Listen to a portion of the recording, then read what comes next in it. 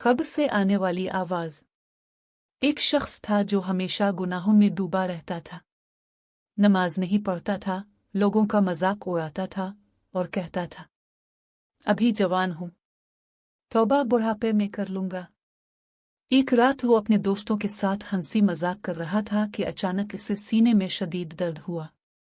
वो जमीन पर गिर पड़ा और चंद लम्हों में उसकी मौत हो गई। अगले दिन जब उसे कब्र में उतारा गया तो सब कुछ नॉर्मल था, लेकिन रात के वक्त कब्रिस्तान के करीब रहने वाले एक बूढ़े शख्स ने अजीब आवाजें सुने।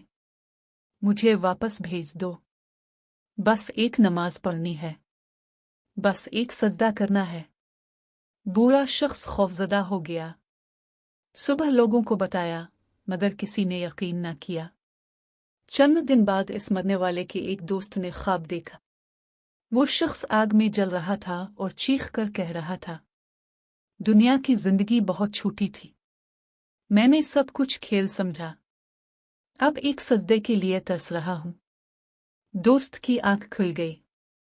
वो फौरन मस्जिद गया और सच्ची तौबा कर ली।